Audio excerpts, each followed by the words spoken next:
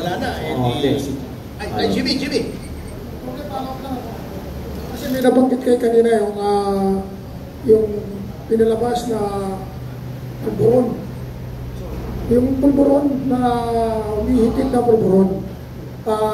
Siguro alam naman lahat dito ng mga kasama natin sa media kung sino yung lumutang na yun sa mga social media. Sir, yung paglutang ni Cathy Binag na nagpapatunay na talagang nandun siya at live yun, pinilive yun ng SMNI na nag-iisang SMNI TV na siya lang ang nag-live, walang pumatol sa mga kasama natin sa media. Sa tingin nyo ay may katotohanan ba ito? Kung sakaling may mga katotohanan, pagka pinatawag to ng Senado at magkaroon ng demandahan o ididemanda siya, sa palagay niyo pa, nagsasabi siya ng totoo laban dito kay Pangulong Bongbong Marcos? I cannot make a judgment, kasi narinig ko si Cathy Binag, nakita ko yung video, but at the very least, hindi kaya, hindi kaya dapat i-cover ng media. Kasi yung si Guban, nasabi sa akin na ganito, he said, she said, I was told, nasa front page But si Cathy Binag, hindi. Ba't wala nag-interview kay Cathy Binag? Ask yourselves that. Number 2, yung video, hindi ko alam kung fake o hindi yon. Ayoko kasi sinasabi ni Juan yung tenga Alam niyo, maraming magaling sa pictures yung si Abalos. Alam ko may picture siya na nakita niyo. Mag-analyze. Fake kaya yung picture na yon? Anyway, pero at the very least, di ba merong investigation ng drugs?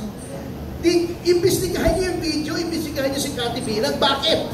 Dahil ang involved dyan no less than the highest official of the land. Kung peke yung video, alamin niyo kung sino nagpakalat yan at parusahan niyo kasi there must be a crime there somewhere. Di ba? O ngayon kung totoo, bahala na kayo. Di ba?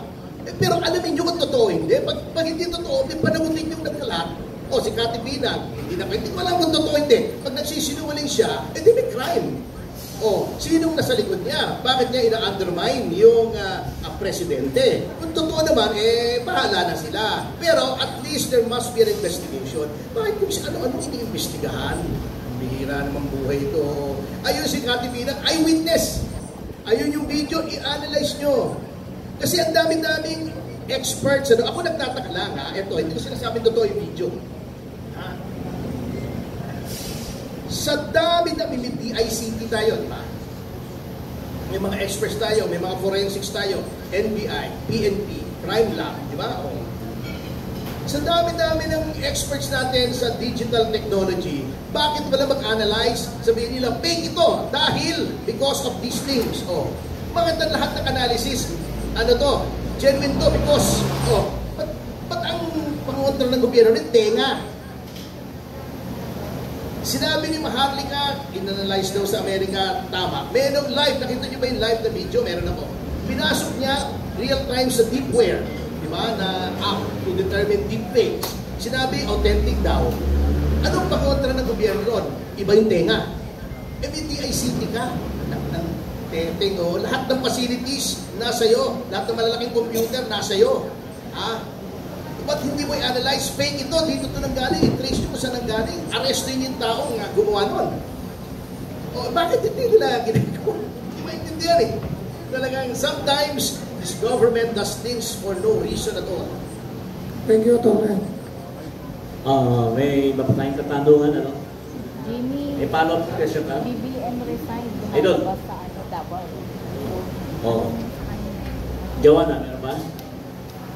Wala na 25? Wala na. Philippine Star?